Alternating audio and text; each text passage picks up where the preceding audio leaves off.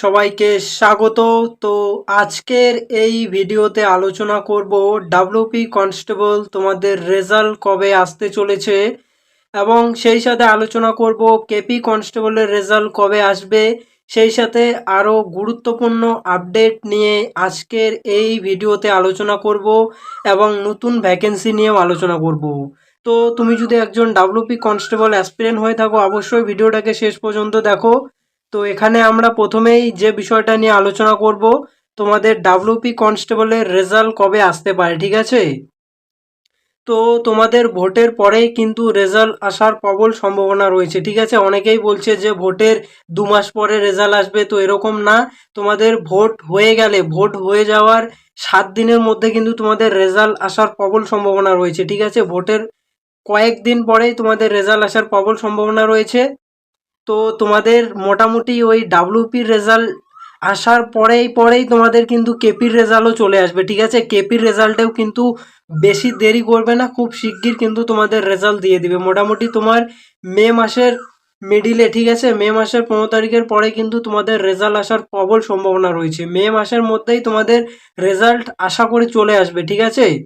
দেন এরপরে আমরা একটু ডিসকাস করে নিব এবারে ডাব্লিউবিতে কাট অফটা কেমন যেতে পারে, ঠিক আছে? তো ডাব্লিউবিতে তোমরা জানো যে ইউআরদের কথা বলছি, এখানে তোমরা যোগ করে নেবে, ঠিক আছে? তো 48.50 গেছে তোমাদের, মানে কাট অফ আর কি। তো এখানে তোমরা 10 নম্বর প্লাস করে নাও, ঠিক আছে? আরও 1-2 এখানে প্লাস মাইনাস 1-2 করে নিবে, ঠিক আছে? এটা যত হচ্ছে ততই কাট অফ যাবে তোমাদের আর কি। 1-2 নম্বর প্লাস মাইনাস হয়তো হতে পারে।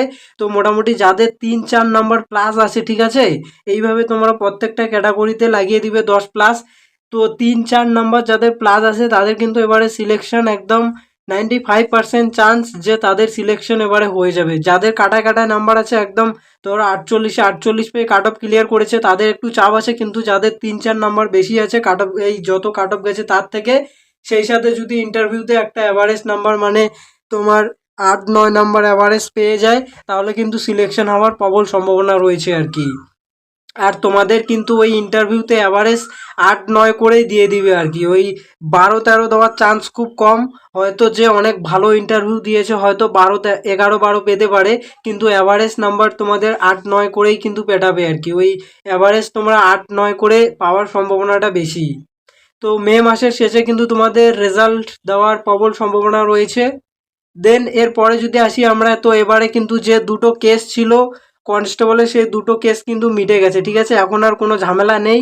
এখন হচ্ছে তোমাদের ওই মানে যারা সিভিক আছে, সিভিকদের হয়তো কোনো একটা কেস চলছে, তো সেটি মানে দীর্ঘস্থায়ী হবে না আর কি, কিছু দিনের মধ্যে সেটিও মিটমাট হয়ে যাবে আর কি। তো তোমাদের ভোটের পরে কিন্তু রেজাল্ট আসার প্রবল একটা সম্ভাবনা রয়েছে। আর যারা কেপি কনস্টেবল অ্যাসপিরেন্ট রয়েছে তারা কিন্তু মাঠ ভালো করে প্র্যাকটিস করো, তোমাদের মে মাসের মধ্যেই কিন্তু তোমাদের রেজাল্ট চলে আসবে আর কি। মে মাস বা মে মাসের শেষে শেষে তোমাদের রেজাল্ট আসার প্রবল সম্ভাবনা রয়েছে। দেন এরপরে হচ্ছে ওই মানে মেয়েদেরকে নিয়ে একটা ছিল যে হাইটে এবারে কি কোনো পরিবর্তন হতে পারে? তো হাইটের ক্ষেত্রে কিন্তু হচ্ছে তোমাদের মানে কোনো মানে নতুন যে ভ্যাকেন্সি আসবে সেখানে হচ্ছে হাইট কি মানে ডিক্রিজ করতে পারে, হাইট কি মানে কমাতে পারে মেয়েদের জন্য স্পেশালি। তো এটা মানে কমানোর চান্স খুবই কম আর কি, মানে হাইট ডিক্রিজ করার চান্স খুবই কম আছে নতুন নোটিফিকেশানে আর কি। আর 2025-এ মানে নতুন ভ্যাকেন্সি কতগুলো বেরোতে পারে অ্যাকচুয়ালি 2026-এ। তো 2026-এ হচ্ছে তোমার ভোটের মোটামুটি ধরে নাও এই মানে নতুন ভ্যাকেন্সি বেরোতে একটু সময় লাগবে, কারণ এই মেন্স যে ডাব্লিউবি কনস্টেবলের যে মেন্সের রেজাল্ট দিতে বাকি আছে, তারপরে কেপির রেজাল্ট দিবে, তাদের ফিজিক্যাল হবে, তারপরে আবার মেন্স হবে।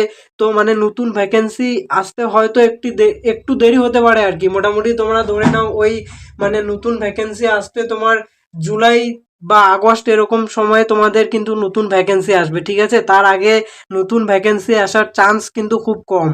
আগে এগুলো নিয়োগ হবে, তারপরেই নতুন ভ্যাকেন্সি আসবে। আর নতুন সরকার গঠন হয়ে তারপরেই কিন্তু তারা মানে নতুন ভ্যাকেন্সি কতগুলো কি দিবে না দিবে সেগুলো কিন্তু ডিসাইড করবে। আর যেগুলো আগে এক্সাম হয়ে গেছে, তো সেগুলোর রেজাল্ট আশা করি মানে সেগুলোতে সিলেকশন দিতে তাদের কোনো হবে না, প্রবলেম নেই। তো এই হচ্ছে ব্যাপার, ঠিক আছে? তো আর 2000 মানে 26-এ কতগুলো নতুন ভ্যাকেন্সি আসতে পারে, তো মানে তোমরা জানোই 2 বছর ধরে কিন্তু নিয়োগ টিয়োগ হয়নি, ঠিক আছে? তো মোটামুটি 12,000 প্লাস কিন্তু নতুন ভ্যাকেন্সি দেওয়ার কথা। এখন সরকারের উপর ডিপেন্ড করছে, মানে কোন সরকার আবার নতুন করে গঠন হবে, তারপরে তারা কেমন ভ্যাকেন্সি দিবে। যেই পুরনো সরকার আছে, এই পুরনো সরকার যদি থেকে যায় তাহলে তো ভাই মানে এই 12,000 না, এখানে 6,000 ধরে নাও, তারপরে কবে ভ্যাকেন্সি বেরোবে তারও কোনো ঠিক ঠিকানা থাকবে না। ওই মানে আন্দোলন করে হয়তো যদি ভ্যাকেন্সি মানে রিক্রুটমেন্ট জারি করে তাহলে করবে, নাহলে তো ভাই দেখতেই পাচ্ছ মানে পশ্চিমবঙ্গের রিক্রুটমেন্টের অবস্থা। এই কনস্টেবলে একমাত্র এক্সাম যেটা মানে প্রত্যেক বছর হয় আর কি, তো এটাই মানে 2 বছর ধরে কেজের মধ্যে আটকে দিয়েছে।